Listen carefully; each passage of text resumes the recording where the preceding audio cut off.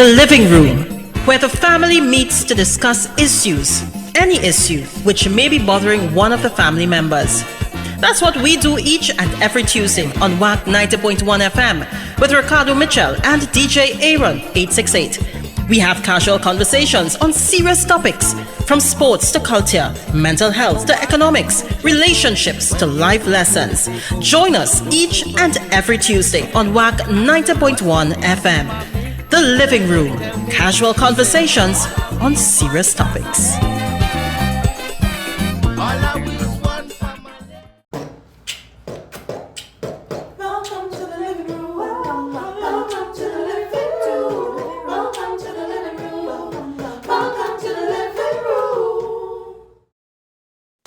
It is now 6 p.m. here in Trinidad and Tobago. I don't know what time it is where you are, but I'm glad to know you're locked onto the true nation station, WACK 90.1 FM, where we are culture crazy.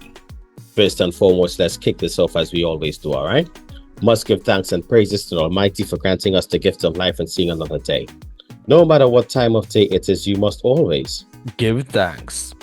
Secondly, we must say thank you to those that went before us, and we are not just talking about our ancestors, the original inhabitants of Trinidad and Tobago, because we all know, accept, reiterate, and say what we chest that Columbus lied, but also to our brother in music, Tony Prescott, where the P this week stands for pumpkin spice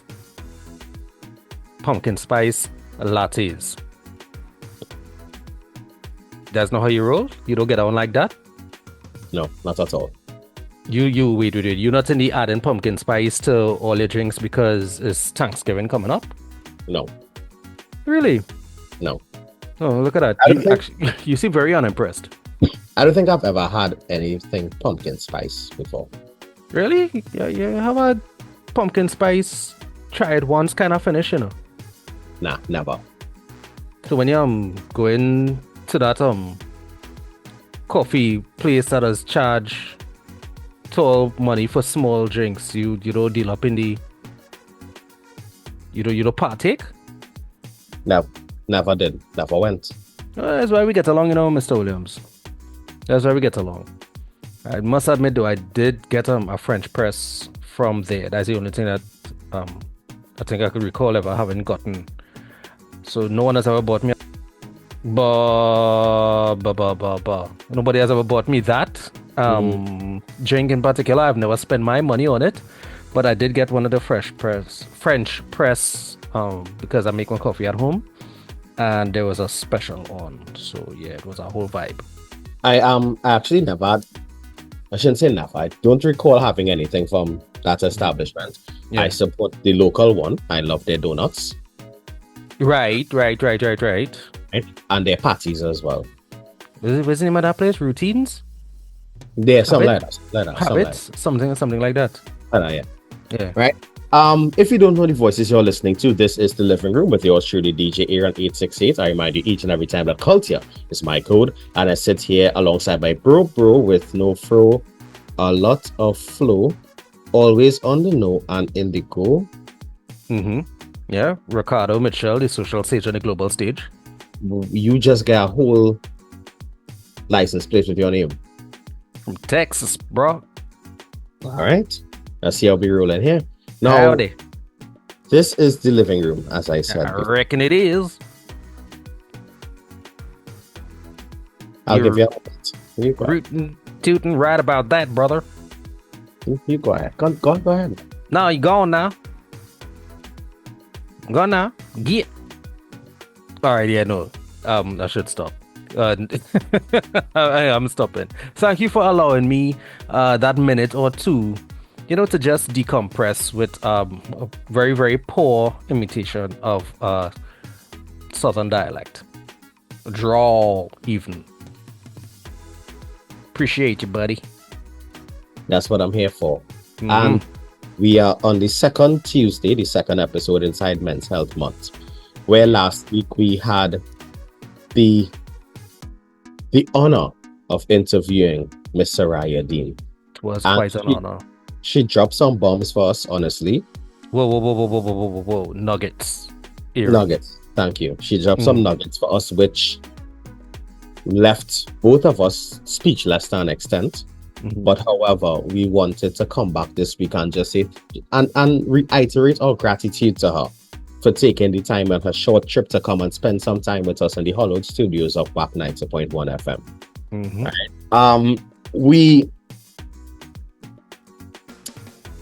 We say for Men's Health Month, we want to talk about men and our role in, I'll just generalize it, life right now. And as the conversation continues to develop, we will obviously share the knowledge on the intimate aspects of it, right? What happened? You looking to share the intimate aspects of... Anyway, let me listen. Let me see where you're going with this thing. Sorry, this is me actively listening. Yeah, you should try that more often. Right. Actively listening. Right, so let me start.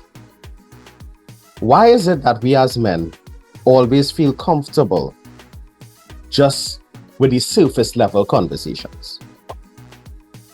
We doing this Q&A style, or you're gonna opine and then I'm gonna jump in? No, you go ahead first and then I'll chime in.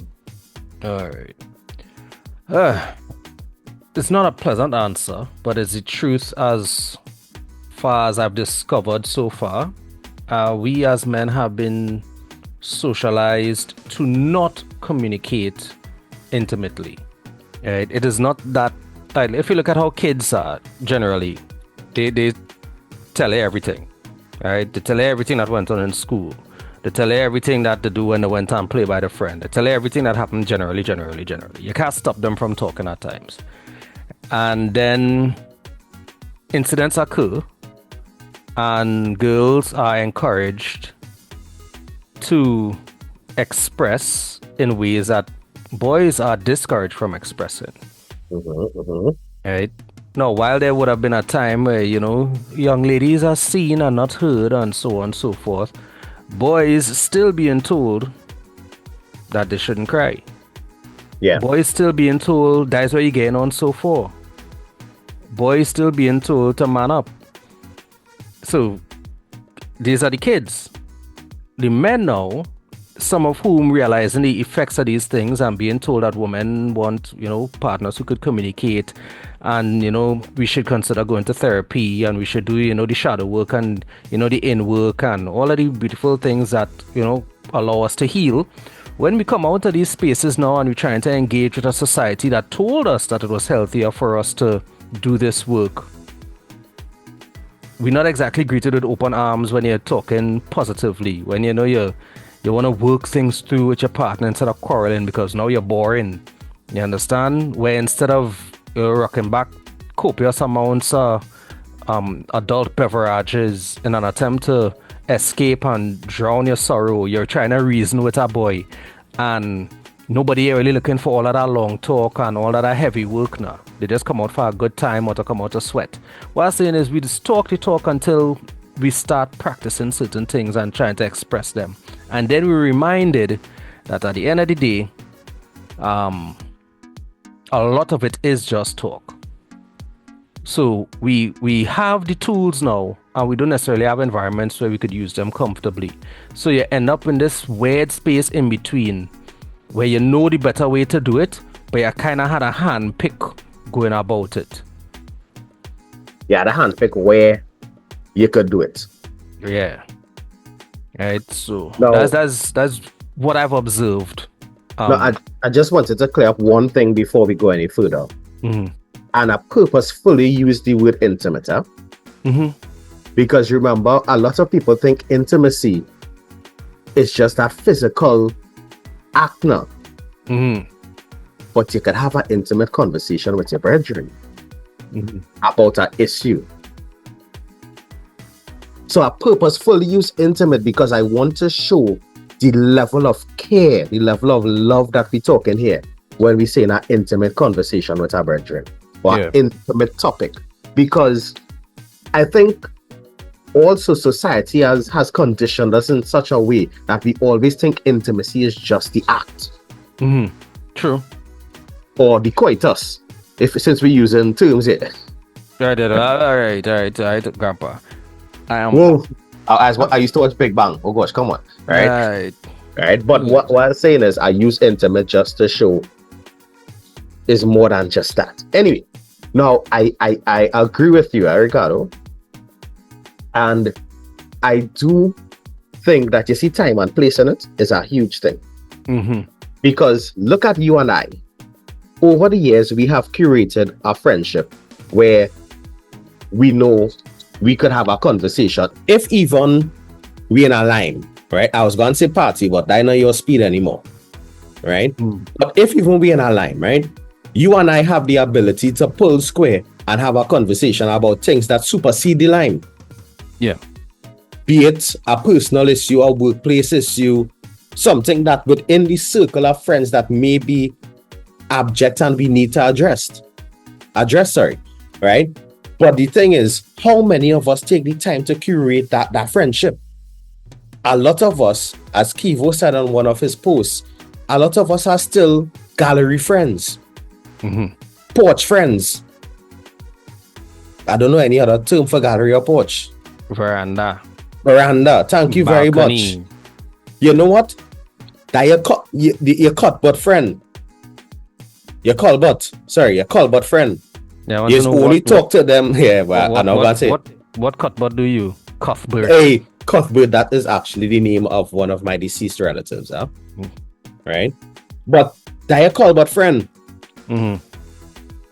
But what I think we need to do more as men is curate our friendships in such a way that if you don't want to take it straight to the bedroom in terms of the most personal levels of things that are happening with you, at least let them into the living room. Pun intended. Let me hit you a piece of height, Siron, based on that analogy. As men, we are more comfortable going straight from Colbert talk, barbershop, rum shop, beside of the road, on the block talk, car wash. We're more comfortable going from that straight to the bedroom than the living room. Okay, all right. Point taken. We like to skip steps. We would jump in straight past that living room thing, and we could talk. We could talk the bad turns that we make. That way. All right. I see where you're going. Right. We could talk what we do and do who and when and how and in we younger days and what we looking to line up next, and we could talk bedroom talk. Right? It easier. We are adults here, and I believe it's after 6 p.m. Right? If them things still apply. I did say that when we started the program. Right. It's easier for for men to sit down and talk about sex than it would be for them to talk about my wife not talking to me right now. Or I watch now my son coming up and I feel like I'm losing touch with him.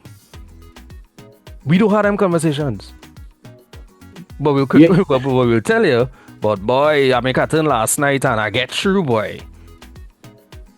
No, let me add to that a little bit. A couple of weeks ago, after Sweat, the conversation started with the conquest of all.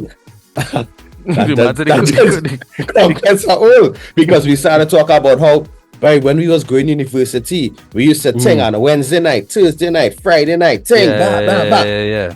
And then eventually it took a turn to a more serious conversation. Now, I'm not saying don't talk about the past and the things that you did and all them different things, but if that is all you and your friend circle talking about, your brethren circle talking about, maybe you need to reevaluate that brethren circle or push the envelope ever so often and try to change the topic of conversation. Now, I say that as well because here going on, it have some friends that you have to accept that's just brethrens and all the good for a shop talker. They're not on that. Right. It have some, and I think you have to develop a level of discernment to be able to differentiate between the brethren and your friend. Mhm. Because as we had to accept that's two totally different levels of friendship. You know about that? I learned that lesson real early. I was in Form 4, Wow. right? That's in Form 1981. 1996. Oh, I was just off by like a year. Yeah, because you're wild with yourself. That was going on. Right, I was in Form 4. Wait, no, that ain't maths. That maths is incorrect. Just now. In Right, 1996, 1999, I was alright as CXC. that sounds I about mean, correct. right, so it was 1998. Because right. you were about 4 forms ahead of me. There are multiple forms ahead of you. Catch yourself, young boy. Put up ching, see what I did there. I use forms in a different way. Anyway, I was Form 4. Hot boy, real talks. Dung in everybody's ears like a Q-tip. And lyrics like that. Like me, I tell you. Lyrics like what used to publish in our Showtime long time. Boy, better than that though. Better than that. You understand? And the kids that they don't know about that. yeah, they know about Showtime and thing and waiting to get the lyrics and taping music off the radio and them kind of thing. Yeah, them know about. Kenny know about that for sure. Yeah, can you know about that? Can you probably invent that? Kenny probably had 8 tracks back in the day, but it's cool. He alpha tracks. Yeah. And so yeah, me and my partners we down the road. There's 6 of us.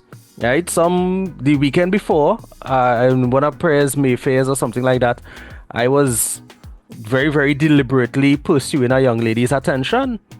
Right? And well, back in them days, you get a tackle from a prayers man and you're going to tell your Benedict's boyfriend. Well, boy, them fellas make a swing for me on the promenade the next week. So there's 6 of them and me and 5 of my partners. So I figure, well, we're gonna dance now. Everybody have a dance partner. Squad up. That was the day I learned the difference between friend and brethren. Yeah, boy. Right? Because it was me and 5 brethren. I fought by myself. Mm-hmm. The men who would have fight were hiding behind the church eating doubles. Or they were actually tied up in another altercation because that was hell day now. Yeah, I remember that, yeah. Right, that was when the Form 5s and the upper 6s were leaving whatever school they had attended. Right, so anything could have happened on those given days. But I learned the difference between friend and brethren when 6 men meet 6 men to fight and 6 men fight 1 man. Which was you. Let me put it this way. I learned that day what friends carry and don't bring it back mean. Not because them fellas carry me anyway, it was my mouth by that wholesale. Right? But these are men that when it's time to eat snack and tackle girl and share sweet drink, they're right there with you. Everybody right there. You understand? But when the time come to giddy up a little bit, there's only voices in the wilderness you're hearing. Voices in the background. Yeah. So what I'm saying is, I learned very, very early to differentiate. And maybe that was one of those formative experiences of my life. Right? Maybe it's stuff like that contributed to me having the mindsets that I have. Right? I learned certain things particularly early. Right? And one of them is that not all skin teeth is grin. Correct is right. You understand? And up to now, mad love and respect for all of them excellent gentlemen in the varying capacities, and even the Benedict's men who we scramble with. Me and a couple of them fellas, we good. We know them. One of them hailed me out a couple driving up Superior Street, and that's when I was living on the Perro now. Right. And he driving up the Superior Street and he wind on you and he's like, hey, Cado boy. I say, hey. Because hey, brethren, that beat me up. Hey, we dance. I didn't go so far to say I get beat up. I say we fight. Yeah. Right. But even as adults coming from a different timing, that pre-internet timing, that pre-cable TV timing, that pre-go and borrow something, dig it up, call a brethren, make a turn timing, where you could have fight with a boy and, afterwards, that was it. Right? But it taught me very, very, very, very early on that not all brethren is friend. You could love your brethren, you know, but that don't make him your friend. That don't make him your brother. You understand? So, yeah. And it's healthy to be able to sit down and assess these things and look at how they impacted how you're dealing. Because even in terms of the way that I navigate relationships, a lot of it had to do with some of the stuff that happened to me as a teen. Right? You do not know the kind of man you are going to be until you get your first heartbreak. Why? If you Sorry, never... I said that earlier. No, it could be your turn because I heard an inflection. It was not a boy, it was a boy. So, what I'm telling you, it had things that, thank God for those experiences, right? But it had plenty of men out here who's late bloomers and didn't have certain experiences. So by the time they enter these lessons, the resources available to them means that the consequences way higher than what it would have been in your teens. Eric is right. I mean, I hear inflection there, and I am tempted to ask, yeah, like that statement resonate with you, but like you was a different man before and after your first heartbreak. You see, I always say that in life I had about 2 heartbreaks that defined me. 2? 2, yeah. But I could have go through that in a week in my day. What you telling me about? Now, one of those heartbreaks was the first time I got horn. Mm-hmm. That was right, because from a young age, I have always prided myself on being an honest man. Right. And to know that, as you say, you're treating the woman right, mm-hmm. or what you perceive to be right. Right. And then to get that ever elusive but. Right? And then you start to hear the reasons why you get the but. Mm-hmm. And it was so long ago, I have no cause to share this part. Mm-hmm. I was but because I was too nice a fella. Right. And that was the point where I started to evaluate within myself. Just as you did, where you say, brethren is carry and don't bring it back, and all skin, teeth, and grin. Where's the balance between being too good and being just aight? And then I went into a situation after where I tried to be just aight, because I overcompensated. Right.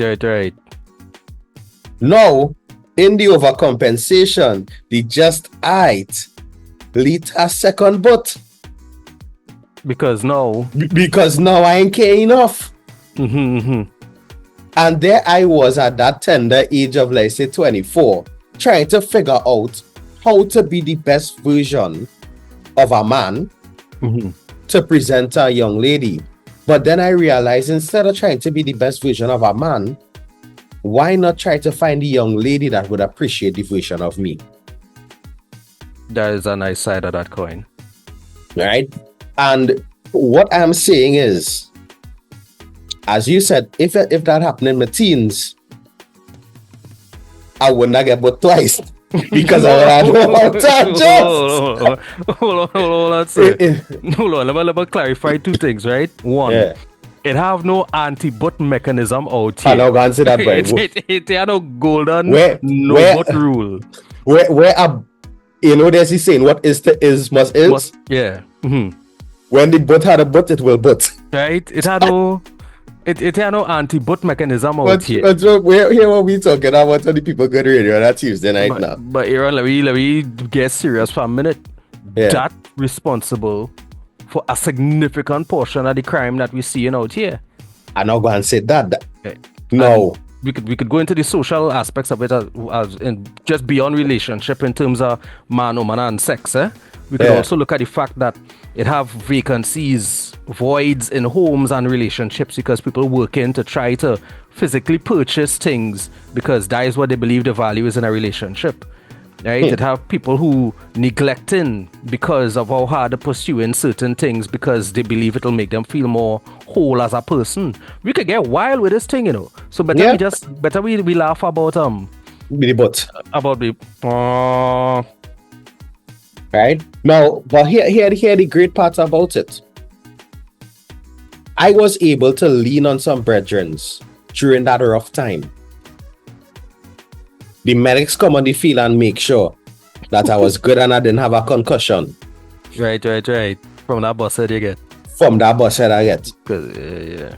And this is why I would always say as men, we need to curate our circles. Because it would have had some men who would have said, boy, you get butt. You had a butt back. Balance out the thing. Calmer. But they are the bridges that I lent on at that time. They advised me, hey, take some time. Work on yourself. It's okay to be alone. And I think as men, a lot of us struggle with that part.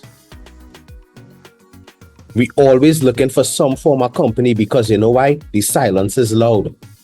And if you listen to our previous episodes of The Living Room, which you can find on DJ Aaron868 YouTube channel, you would see that is something we have spoken about before. As a human being, you need to be able to sit in silence, At least is a significant contributor to you evolving. Yeah. Right. I'm still learning elements of that. You'd have so many ways you could go into that. That's a whole lot of talk for another time. So here the catch right here. And I have one or two things I want to present here. Now, first and foremost, it have no 100% anti-butt mechanism. Right? We established that. There is nothing you can do. No. This is important, right? When the butt had a butt, it will butt. I want to take it a little further. There is nothing you can do to force someone into or out of a particular behavior. You cannot love somebody so much that they will never do anything to displease you. You cannot overpower somebody so much that they will never do anything to disobey you. What I'm saying is, the reason I want to reiterate this particular point, right, is that there are some things we do not have the ability to remove somebody's free will from them. Anytime you starting to do that, you're either manipulating or you're a tyrant and controlling. Well, actually, yeah, that's still manipulation. But anytime you start to interfere with somebody's free will, you are manipulating. Right? Whether it's by physical abuse, whether it's by monitoring the money, whether it's by cutting off the friends, whether it's whatever form of fashion you think you might even love bomb this person into, I'll treat them so good that I have no choice but to return in kind. And don't shake your head that men out here playing the friend game. Right? The nice boy thing. Yes, nice boy, and you expect because you've been the best nice boy that she's supposed to like your back. You understand? And you feel entitled to something from her because you was a nice boy. Never. Right? So that's the first thing, right? People's free will is the free will, and anytime you start to interfere with that, you don't pass the yellow flag. You in orange and red flag life, whether you know it or not. Right? So I will advise, if you're playing nice boy, let go that nice boy thing and work on becoming a kind person. But that's a heights talk. We could leave that for another time too. The second thing I want to point out, besides not being able to that's the second thing. The first thing is that it has no 100% anti-butt mechanism. The second thing is you cannot remove somebody's free will by the way that you treat them, right? And the third thing is, while we are talking about curating your friends, and I am a Christian, I am a believer, right? The Lord has saved my life. I am also very well aware of the fact that different people function in different spaces.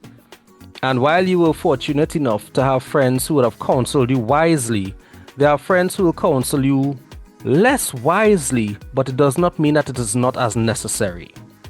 Correct. Right? Let us be frank. I might tell you, dog, take your time, sort yourself out.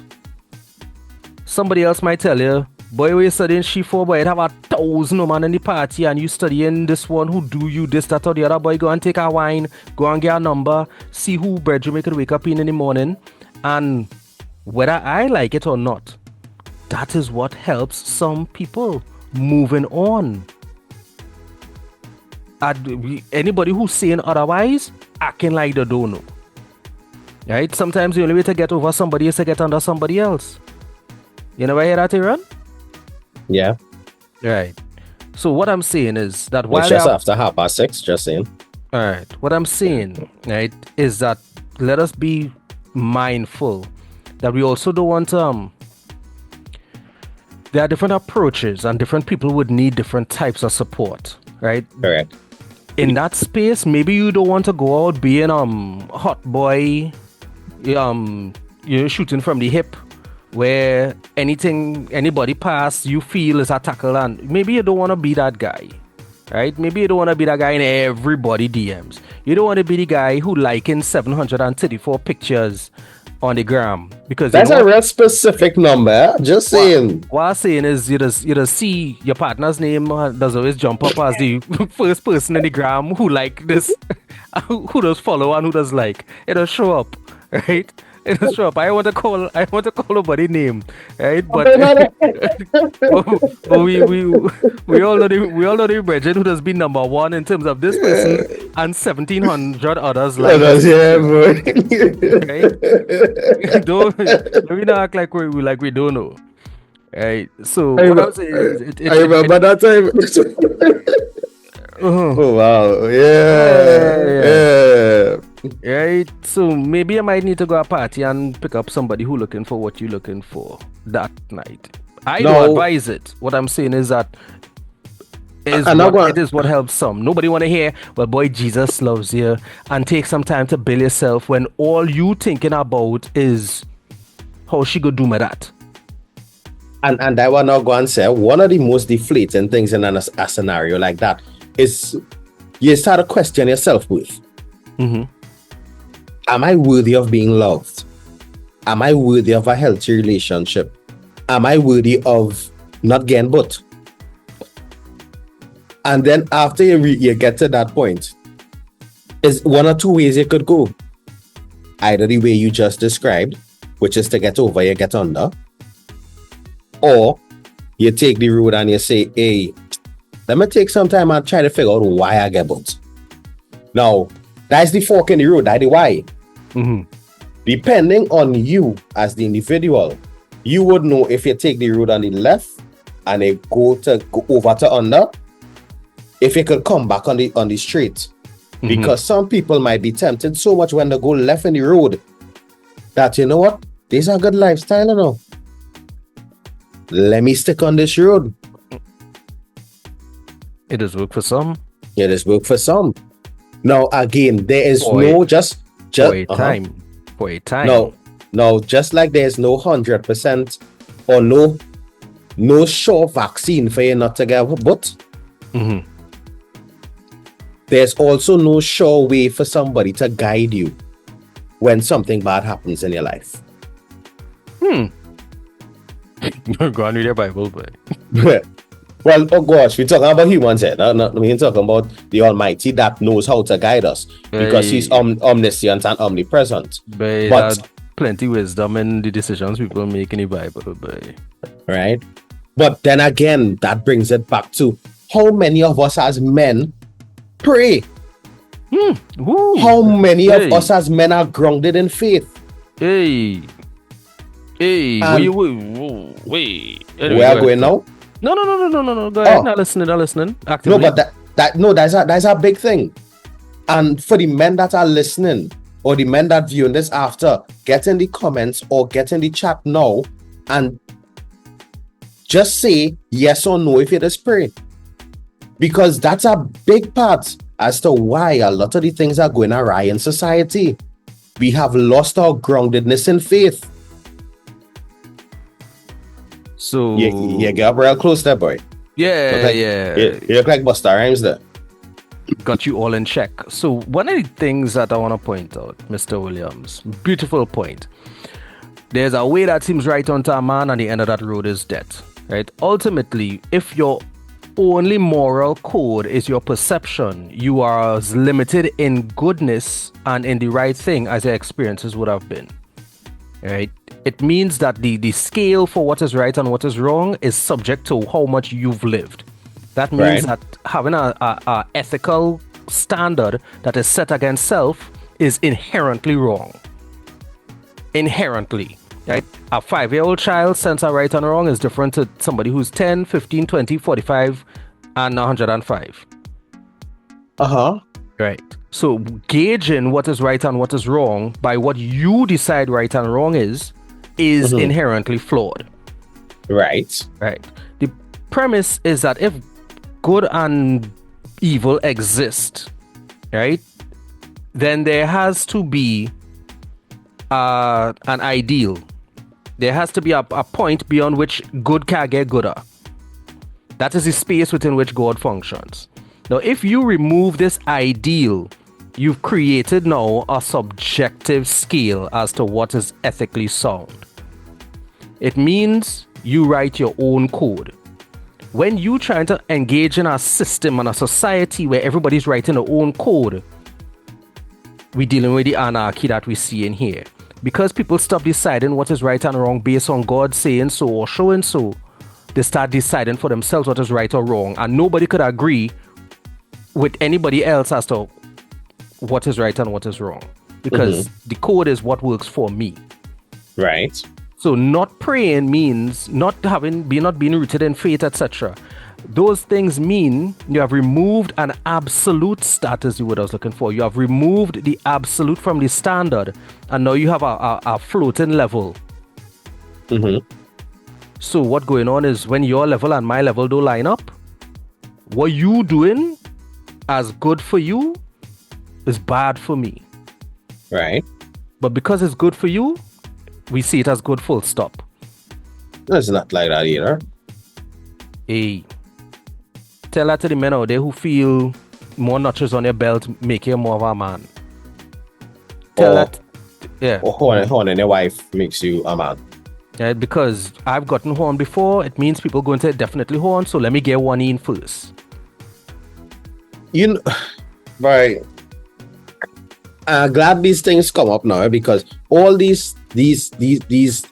nitty-gritty that we're bringing up here today are the things that are either substantial to the success of your relationships or detrimental to it. But by the way, I'm just acknowledging that plenty of people are going to be very upset by what it is we're talking and find we talking rubbish.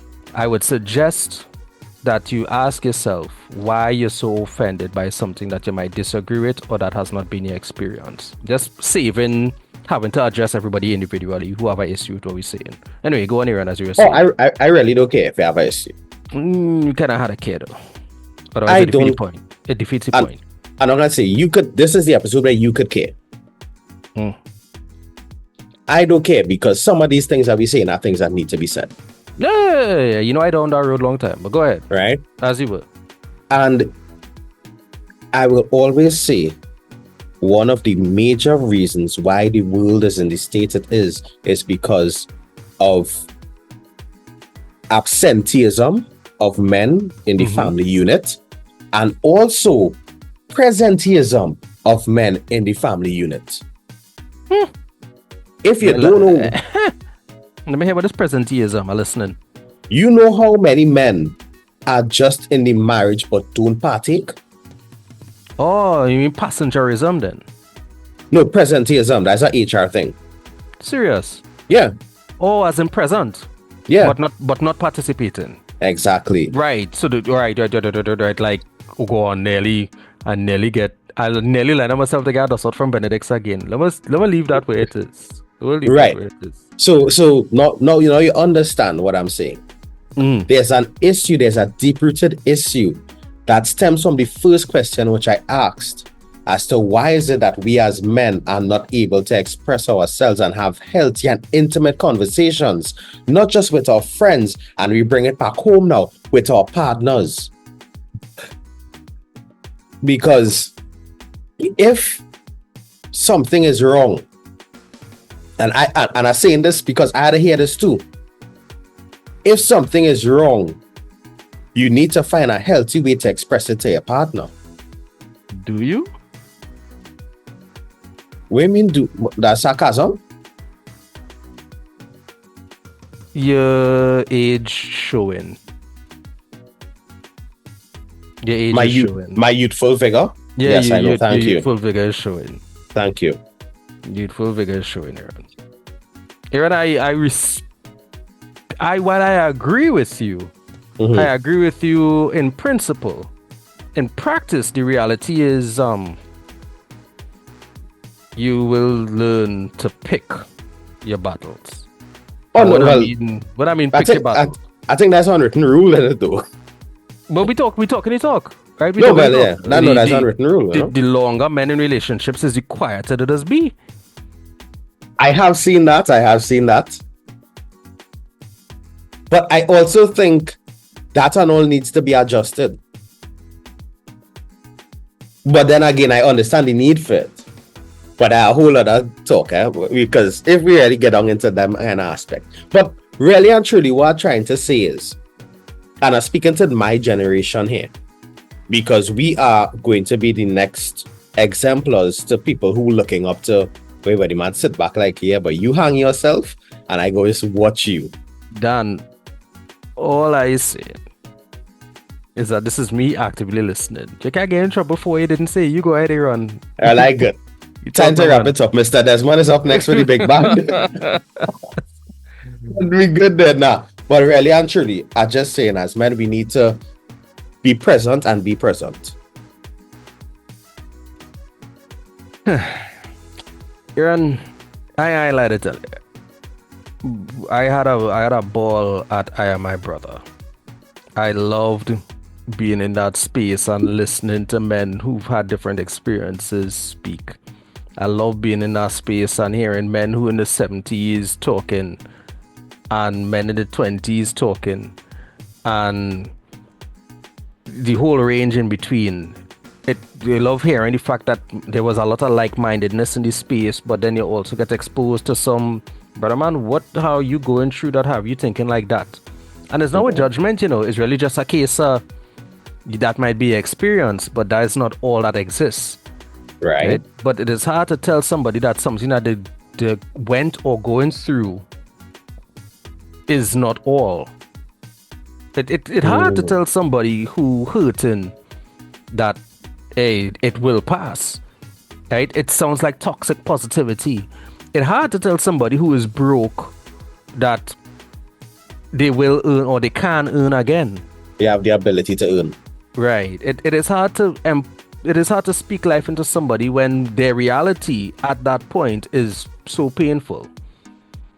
Right. So what we trying to do in the living room and have been trying to do is have a certain type of conversation that most people they're looking for a lot of action.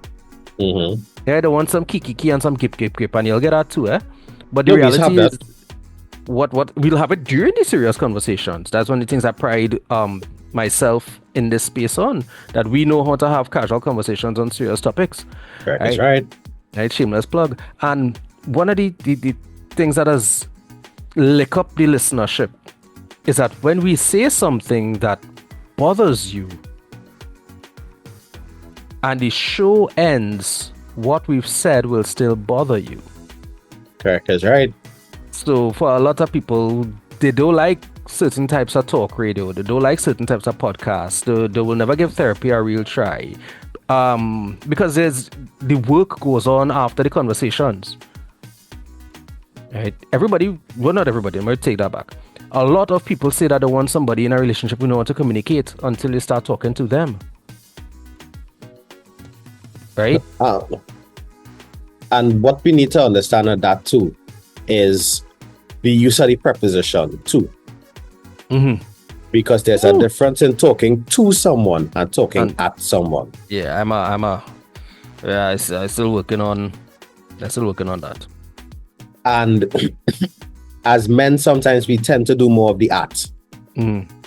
So let's just change that preposition and start to talk to your friends, to your partner, your sons, your students, your and man on the block. And while we at it here, this is a call for men. We need male teachers in male schools. Just make me want to coffee down sometimes. What? Aaron, sorry.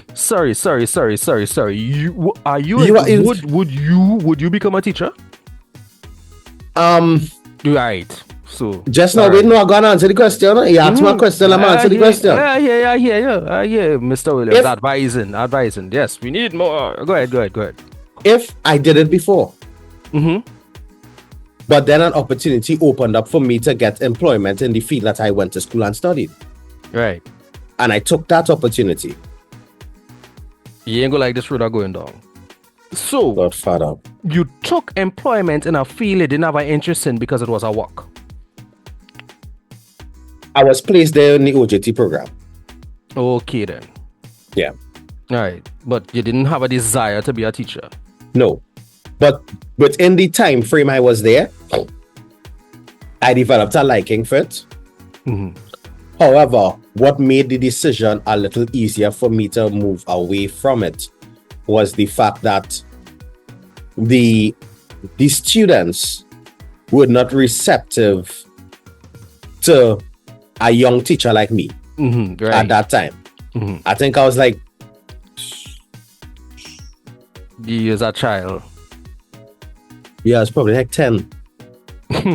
That's what I've been honest, that's how old them trend thought I was. No, I was probably like in my early 20s. I was during one of them, but no. Yeah.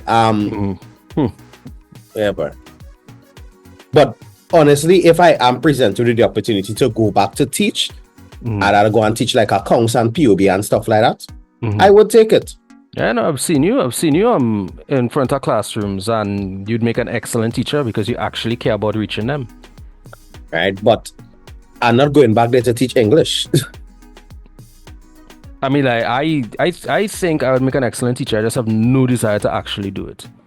And the reason I think I'd make an excellent teacher is not just because I love learning and I love language, but I love helping other people learn.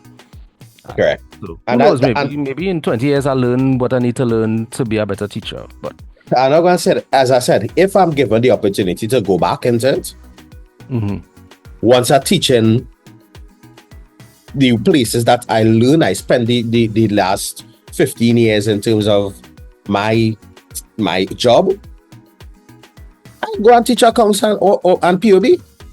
I'll willingly do that. But as we here, I want to teach you something, right?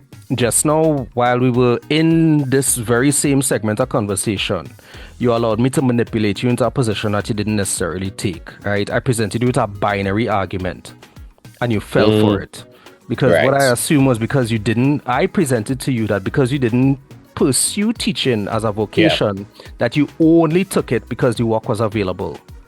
Right? The fact remains you could have taken that job, you could have taken that posting because it also interested you, even though you had not studied for it. Right. But what I did there was I presented in the argument a logical fallacy. Right? A lot of people manipulate conversation, opinion, outright information by applying some of these types of things. So on air, I'm showing you that I leveraged you into a corner in conversation that you agreed with, even though it wasn't the truth, because I presented you those two options. It is wild what we're capable of doing is in terms of just communicating with people. So if you have a partner who's telling you, when you get home, your options are to pack up home, right? And cry it out like I am, or come out over and under, right? And over under, right? When you feeling the way that you feeling, and you don't want to stay home and pack up and cry your guts out, you know what you're gonna do? You're gonna think that there's the option available to you. Yeah, you go over under, Right? Which is why I'm supporting you with this. We have to be careful about the community we curate around us. Mm-hmm. We have to be careful that community we curate around us, because whether they mean to or not, sometimes people just give us bad choices because it's their reality. And we also have to accept that sometimes, and very rarely, hopefully, a bad choice is what could make you go back to the right path. Oh yeah, that's a fact. Yeah. That is a fact. Yeah, that's out there. I have them ever so often. Yeah, that is a fact. Here. But really and truly, guys, listeners, and I dare to say friends, we are trying our best as two young-ish men in society to have some difficult conversations to push the envelope for our fellow men to do better, right? And sometimes it may be things that you as the listener may not be comfortable to hear, because it may make you start a question, why are you really doing, boy? But maybe that questioning, what you're really doing, is the point where you could choose one of the forks in the road to do better. All right? And I will always say that as men, we need to start to show more love and be more kind to our fellow man. Right? Practice some healthy male affection. If you don't know how to do it as a man, start by looking at your dad, looking at your son, looking at your brother, and saying, hey, Caro, I love you, boy. And leave off the no homo at the end. No diddy. No diddy, or whatever you just say. No diddy. Because the no diddy or no whatever at the end, it diminishes the first part. Yo. It's like saying with all due respect and then proceeding to disrespect somebody. Let me put this here, Aaron. I could tell you on air, hey, I love your dog. I love your bro. Hey, I love your king. Could say them things on air. If I stop after you, the air gets thick with tension, you know. Right? Nah, is that a serious thing? Hey, And Aaron, my brother, my dog, my road dog, my monster, I love my you. my jelly bean, my jellyfish. I love you, dog. You see, you had a dog, it right, right? Yeah. But that's tell you, we Aaron, let me put it this way. Your friendship has changed my life. Changed my life. The day, the day, right? Oh yeah, you're looking I'm gonna edit it out. Right, that day by the wash, when you asked me to come on the program, right? That day changed my life. Look, that man threw up heart emojis, yes? Right? I don't know if you'll see it on the recording, but either way. I don't know. It changed my life. I've emceed weddings that you worked, right? We've done fun, we've done charity events. Aaron, the sheer volume of my progress that attributed to being in spaces that you shared with me, introduced me to or supported me in. I love you. You are my brother, right? And let me counteract that. Yeah, but you don't have to say I love you too, you know. Sometimes just say thanks and move on. That's how I get a couple times in my life. Yeah, but I get that too. Anyhow, no, but no, but what I want to say is, and this is examples of healthy male affection, because the man you see before you today is not the man that Caro would have met how much ever years ago. I was a timid fella that was afraid to speak and afraid to present an opinion on anything or even stand up for myself. And over the years of our friendship with Caro, I have grown into a space where now I could go and talk in front of crowds. I'm not afraid to voice my opinion. I am not afraid to, you know what? Say, hey, I don't like how this going. Let me change it. And that is that is why I'm always thankful for the role that Ricardo has played, not just in my professional development, but also in my personal development, where the kind of conversations that I could have now wasn't the same conversations I was having 5 years ago. And trust and believe. Well, you know, no? And that is why. I know see why Kenny Gale agree here. Well, he get a anyway. I'm lying with Desmond. That's why he get agree here. That is too. I don't know. I don't know because Kenny has something to say before we wrap because we've perilously close to the hour 7 p.m. here. Yeah. But Ricardo, I love and appreciate everything that you have done for me as a brother, not just on my professional development, but also on a personal level, right? And as we wrapping it up here, I just give Kenny real beans. But Kenny is somebody that I have a lot of respect for as well, for trusting me in the places he has put me. You know what it is to be the youngest person working a radio feed for Fiesta and Panorama. Right. Everybody else they in the 40s and 50s. And me. And up, eh? And exactly. So I'm very thankful for Kenny as well. Yeah, and these are the things that we have to continue to tell our fellow man or brother. Because you know what? He might hear things like that. Never. You know when it could be said? When he dead. Yeah, and everybody will opening the program to see the pictures and the hymn lyrics. When you of course, best one song thing, huh? When you print the jersey, when he didn't want to buy a jersey when he was selling them, that when they could start to hear all the good things that people would have done, or he would have done for people, and not just. Big up you, Kenny. Big up you, Kenny. We have to give the people and the brethren the flowers while they're still here to smell them. And I want to say a special big up to Daniel Lovelace for all those great interviews that he has been doing. Yeah, if you're on TikTok or Instagram, just look out for Daniel Lovelace or what you know. He's doing some great interviews, giving people their flowers while they're still here to smell them. Right? This is your truly DJ Aaron868. I always remind you that culture is my code, and I tell you, hey, love is the currency. Spend some today. Let somebody know you love them. Catch me again on Friday night from 6 p.m. And also, I'll be back on Saturday morning at 10 a.m. Yeah. I'll doubling up. Yeah, get them, man. Yeah. All right. Well, this is yours truly, Ricardo Mitchell, the social sage and the global sage. Thank you for joining us in the living room. Remember, guys, the hourglass is opaque.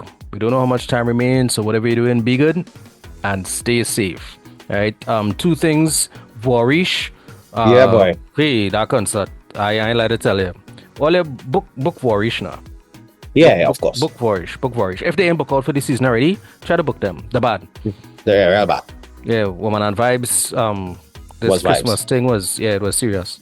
All right, and secondly, Kevin Humphrey are coming up the road Sunday. Are looking forward to your concert as well. All right, that man actually motivate me to become a little more intentional. Having gone to him doing something, it showed me what I could do if I was to do something. Right. Yeah, so much love, and hey, Ole, Mr. Desmond is up next with the big band. Yeah. Yeah. Keep it locked. And big up Dezo too for giving me the little extra minute on too when you run late. Yeah. Yeah, he's a Be gentleman. thankful. Yeah, man.